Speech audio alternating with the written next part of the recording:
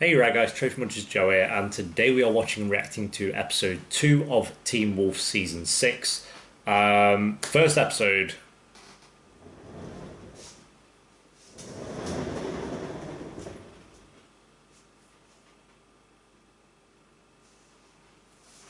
it's pretty good. No, I really enjoyed the first episode. I think it was the best premiere of Teen Wolf thus far. Yes, we have had a haircut, and I've just recorded Scam Fans, and I've just had a shower, so I'm sorry if it looks like really flat and boring, but I can't spruce it up because I can't be arsed. It's so late in the evening. I'm not going anywhere. Who am I trying to impress here? You guys? No, I don't impress anyone. Yeah, as we can see from the first episode, Styles has been taken away by the Horseman dudes. You guys did clear up that they chose Styles because he went looking for them. I must have missed that. Like say, reacting to it, I'm gonna miss little things here and there. Obviously, it's kind of a given. So it wasn't that big a deal, but I did ask and you guys delivered, and let me know that it was because he went looking for them that he got taken. And it makes sense because obviously he had the injury or something when he was doing the Maze Runner. So this is a good way to get him out of the show. Although it's kind of unfortunate. I think it helped deliver we want to save Styles now, and like the mission is we're already at a point in season 6 where we care about what's going to happen. But the only downside is we're not going to get Styles now for however long that may be. I'm going to assume it's going to be a while until he comes back. If they did, they wouldn't have done this to have him kind of disappear, and then the ending of the last episode where even Lydia forgot what she was meant to be doing. If they're going to get him back in episodes 2 or 3, I think it could even be a mid-season finale kind of thing where he might come back, hopefully sooner, because he is still the best character, and it'll be kind of a shame in the last season to not have much of Styles, who is the heart of Teen Wolf really at the end of the day. But at the same time, it makes sense, and if you take the heart out of Teen Wolf, it makes you care about them wanting to find a better. Because let's say, for example, the Horsemen did take Liam and Hayden, yeah.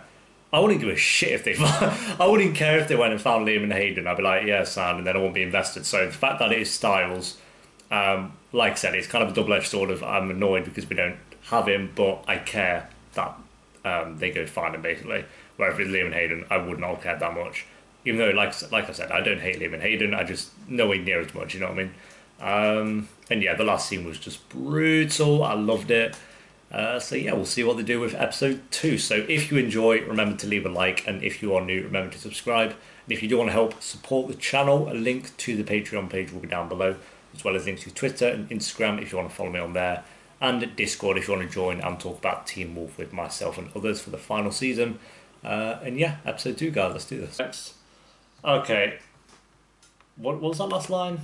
What the hell is this style? What the hell does this mean, style? Is that what she said? Okay, there we go. That is episode 2 of Teen Wolf Season 6.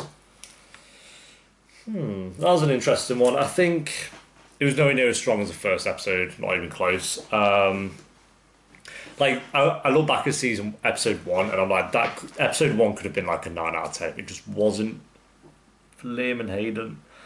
You know who's worse than Liam and Hayden, though? Liam, Mason, and Corey together for half the episode.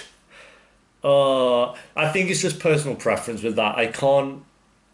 It's annoying, dragging it down for that, because I know people do really like Mason and Corey. Liam, I'll let off. I do like Liam as a character. Mason and Corey, though, like I said earlier, I don't hate either of them. They came so late into the game when we'd had so many iconic, great characters for the show that they just fell flat at the end of the day. And they didn't really try. They were just kind of there. And now they're suddenly trying with the characters. But I'm like, it's the end of the show, mate. It's a bit late.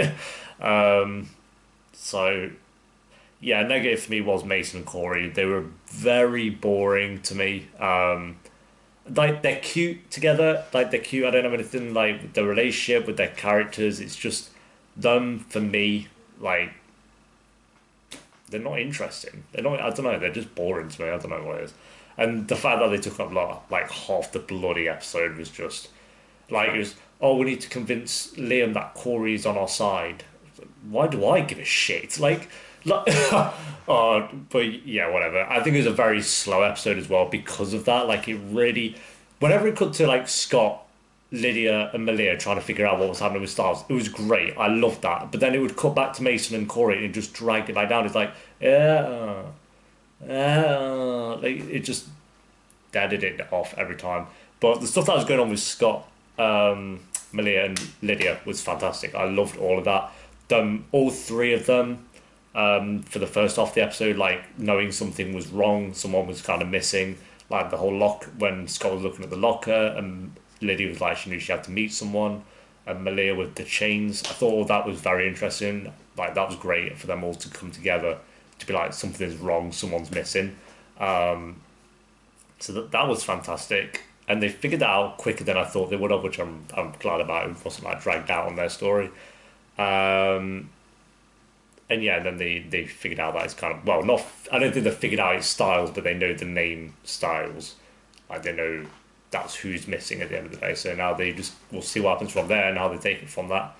But yeah, I think they figured out them three working together should be great. And Lydia is amazing. Like at this point, like she loved him as well, or loves him as well. It's just like so annoying. Like he told her that he loved her when it was like not too late because he'll come back, but like too late and he'd gone.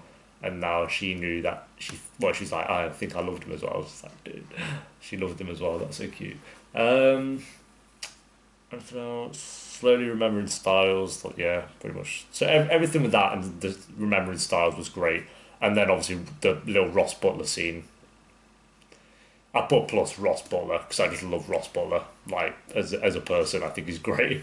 But yeah, it's kind of one of those where like that 20 minutes of it combined was great. Everything Scott, and then the other 20 minutes was all Mason and Corey and Liam, and I didn't enjoy that. Like if I'm honest, I didn't enjoy that. Yes, at the end they figured out that they knew that random kid who we've never seen before and don't care about had been taken away.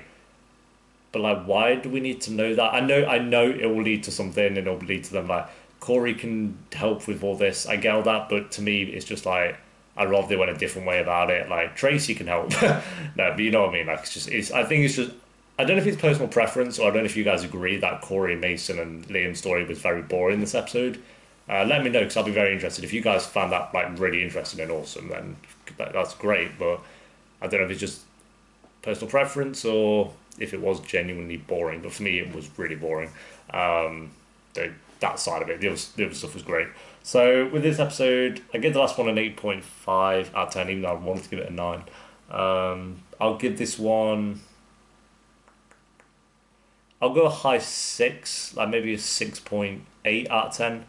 I think it could have been like a mid 7 if Corey and Mason weren't in it as much. Like I said, they had like 10 minutes of screen time or something, but they just, every time it was like Scott and it started getting interesting, it would cut back to them and just completely take away from it. So I'll go 6.8 out of 10 for this one.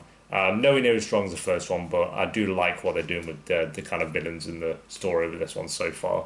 But we'll see where it goes. Thank you for watching though, guys. Leave a like if you enjoyed. Let me know what you thought of the episode down below in the comments. And yeah, I'll see you very soon. I'm watching episode 3 this week as well, so I'll see you soon for that. And until then, peace.